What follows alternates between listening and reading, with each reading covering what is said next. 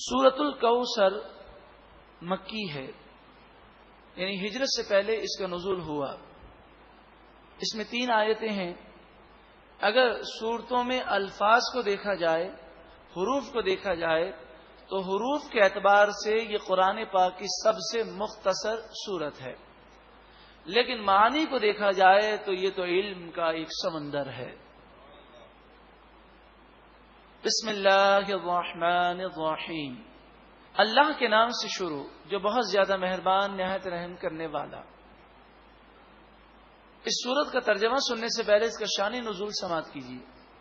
یہ سورت اس لیے نازل ہوئی کہ جب نبی اکرم صلی اللہ علیہ وآلہ وسلم نے اسلام کی دعوت کو عام کیا تو کافروں نے پہلے تو مخالفت کی اور آپ کے خلاف پروپیگنڈا کیا، اور پروپیگنڈا بھی کیسا ہوتا تھا، اللہ اکبر۔ آپ سوچیں، آپ کسی کو سمجھانے کے لیے بیٹھے ہوں اور 100-200 آدمی جمع ہو جائیں اور آپ پر نعرے بازی شروع کر دیں، آپ کو مجنون کہیں، کاہن کہیں، جادوگر کہیں، ساحر کہیں، اس طرح کے وہ القاب دیں اور شور مچائیں، بتائیے کسی کو دین کی بات بتانا کتنا مشکل ہے۔ کافروں نے یہی کیا، آپ پر پتھر برسائے، آپ پر الٹے سیدھے الزامات لگائے، کیونکہ عام طور پر اہل باطل کا یہ طریقہ ہے کہ وہ حق کو دبانے کے لیے جھوٹے الزامات لگا دیتے ہیں۔ تو انہوں نے رسول اللہ صلی اللہ علیہ وآلہ وسلم پر جھوٹے الزامات لگائے، کسی نے کیا کہا، کسی نے کیا کہا، لیکن سرکار دو عالم صلی اللہ علیہ وآلہ وسلم نے اپنے مشن کو جاری رکھا، اور چونکہ یہ حق تھا، جھوٹا پروپیگنڈا کرنے کی وجہ سے اور اسلام پھیل گیا۔ اس کی وجہ یہ ہوئی کہ جب لوگوں نے یہ سنا کہ یہ ایسے ہیں تو لوگوں کو تجسس ہوا، اور لوگ دور دراز سے سرکار دو عالم صلی اللہ علیہ وسلم کا دیدار کرنے کے لیے آئے کہ یہ کون ہیں جن کی اتنی برائیاں بیان کی جاتی ہیں، جس نے سرکار دو عالم صلی اللہ علیہ وسلم کو دیکھا اور اس کا دل زندہ تھا، دیکھتے ہی سرکار دو عالم صلی اللہ علیہ وسلم کا غلام بن گیا۔ پھر ہوا یہ کہ جب وہ اسلام کی ترقی کو نہ روک سکے، اور جب کافروں نے یہ دیکھا کہ نبی اکرم صلی اللہ علیہ وآلہ وسلم کے صاحب زادے وہ بچپن میں انتقال کر گئے، اب آپ کا کوئی صاحب زادہ باقی نہ رہا، تو عرب میں لوگوں کا ذہن یہ تھا کہ اگر کسی کے بیٹے باقی نہ رہیں تو اس کا نام ختم ہو جاتا ہے، کیونکہ بیٹے سے اس کا نام چلتا ہے، اس کا ذکر ہوتا ہے، اس کا چرچا ہوتا ہے۔ جب بیٹا ہی نہیں ہوگا تو ان کا قبیلہ کیسے بنے گا؟ کیونکہ عرب میں جو قبیلے بنے، جیسے بنو ہاشم، تو یہ ہاشم کی اولاد میں سے ہیں۔ تو عربوں کے یہاں اور دنیا میں رواج تھا کہ قبیلے بنتے تھے نام سے، اور بیٹوں کے ذریعے یہ قبائل بنتے تھے۔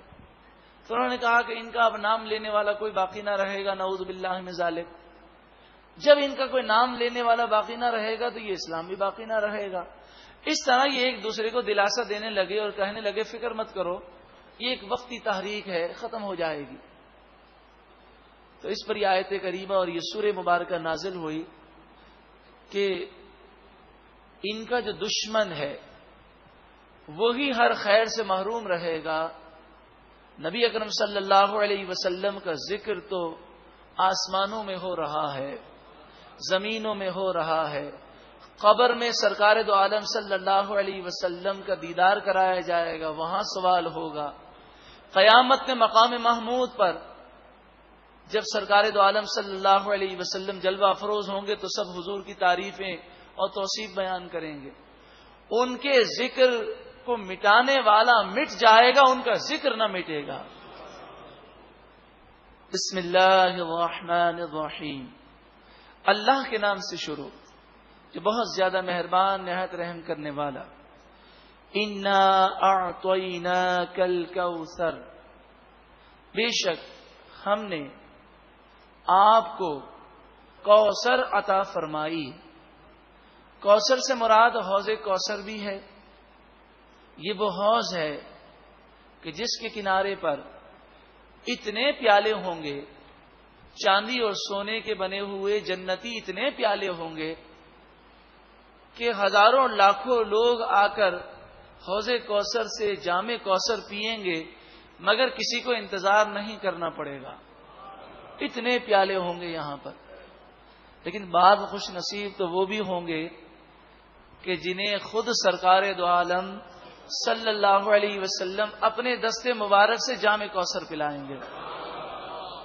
یہ وہ ہوں گے جو دنیا میں یہ عقیدہ رکھتے ہوں گے کہ رسول اللہ صلی اللہ علیہ وسلم کا لایا ہوا نظام ہی سب سے بہتر ہے. آپ کی سنتیں وہ اپناتے ہوں گے, آپ سے عشق و محبت میں زندگی گزارتے ہوں گے. یا یوں سمجھیے کہ ان کا یہ کہنا ہوگا اور ان کا عمل بھی یہ بتاتا ہوگا میرا سب کچھ آپ پر قربان ہے یا رسول اللہ. تو جب حضور صلی اللہ علیہ وسلم کی محبت میں سب کچھ قربان ہوگا تو وہ دنیا کی خاطر گناہ نہیں کریں گے اور سرکار دو عالم صلی اللہ علیہ وسلم کی محبت میں زندگی گزاریں گے. اے اللہ تو ہم پر بھی کرم فرما دے, تیرے محبوب کریم صلی اللہ علیہ وسلم کے دستے مبارک سے ہمیں بھی جام کوثر عطا فرما. فَصَلِّ لِرَبِّكَ وَانْحَرْ, پس آپ اپنے رب کے لیے نماز پڑھیے اور قربانی کیجیے. یہاں نماز سے مراد عید کی نماز ہے اور قربانی سے مراد وہ بقرہ عید کی قربانی ہے جو ہر صاحب استطاعت پر واجب ہے. ان شانئک, بے شک آپ کا دشمن, هو الابتر, وہی ابتر ہے. ابتر عرب میں اس شخص کو کہتے تھے کہ جس کا ذکر مٹ جائے. تو فرمایا ان شانئک هو الابتر, آپ کا مقام تو بہت بلند و بالا ہے, جو آپ کا دشمن ہے اسی کا ذکر اور اسی کا چرچا ہم مٹا کے رکھ دیں گے. ایک مرتبہ محبت کے ساتھ درود و سلام پڑھیں. اللہم صلی علی سیدنا مولانا محمد وعلی آل سیدنا ومولانا محمد وبارک وسلم. صلاۃ و سلام علیک یا سیدی یا رسول اللہ.